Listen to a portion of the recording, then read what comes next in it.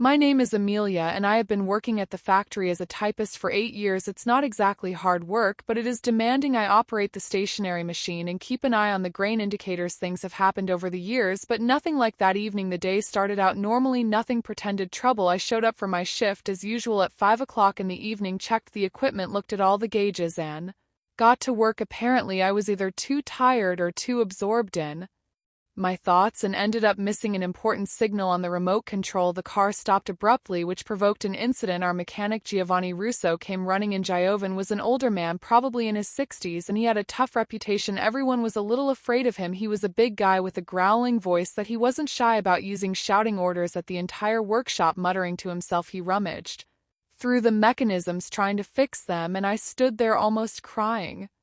Realizing how badly I'd messed it up, he worked on it for an hour, his hands covered in oil and sweat streaming down his face, but eventually he managed to fix the machine and it started working again. I was sure he was going to yell at me or make me write a letter of explanation to the bosses. Finally my shift was over, so I changed into my work clothes and headed to the locker room to finish my paperwork there. Giovanni was sitting at his desk going over paperwork. I walked over to him, apologized for the incident and promised that it wouldn't happen again. He grinned stiffly and said I should reprimand you for such mistakes. I muttered, well, better a reprimand than a dismissal. I don't know why I said it, but I did. Suddenly he stood up and walked closer. My whole body went cold. I've been married for 20 years. I have 2 almost grown children, and yet here I was and something unexpected was happening all around me. He pointed to the door of a small restroom. I followed him almost in a daze. Inside was a bed against the wall and a curtain over the window, faded from old age. My mind was blank, but my heart was racing. He walked in, closing the door behind him. Why are he standing like a statue? He said, his voice rough. Everything that happened after that was like a blur. I remembered his calloused hands, the smell of machine oil, and oddly enough mint gum. When it was over he mumbled, well, this is it. I was shaking and barely made it home. My husband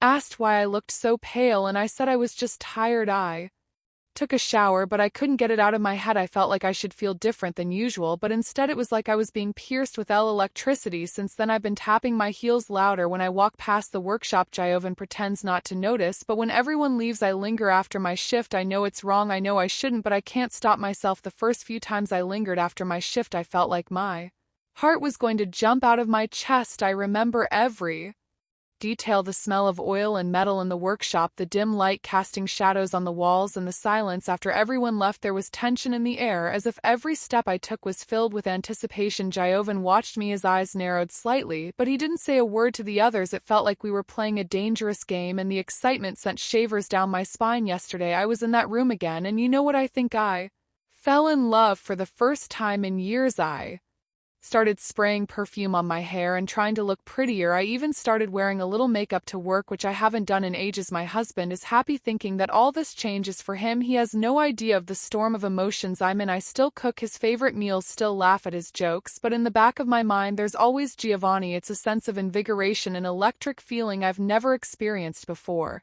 Throughout the day I'd catch myself daydreaming about Giovanni, imagining the moments we shared, the roughness of his hands, the smell of machine oil, and the unexpected taste of mint gum. I know those moments shouldn't happen. I know they go against everything I've built over the past 2 decades, but somehow it feels like this secret belongs to me, that it's just for me, away from the routine of my marriage and the predictability of my life. I want to feel desirable, to be desired in a way that shakes me to my core, and with Giovanni I'm finding that every time we find ourselves in this little room I feel like I'm losing myself, and maybe that's exactly what I crave, to let go of all responsibilities for a few fleeting moments, to give up my role as mother, wife, and employee, and just be a woman with desires. I feel guilty when I look at my children, knowing that I keep it a secret from them, from my husband, but when I'm with Giovanni the guilt disappears, replaced by something raw and exciting. I don't know what comes next, but I've never felt so alive. I want to keep going, even if it's dangerous. I want to keep feeling that rush of energy, that thrill that makes my blood sing. I know that one day everything may come crashing down, but for now I will cherish every stolen moment, every whispered word, every secret touch. I want to keep this feeling of life alive, even if only for a little while.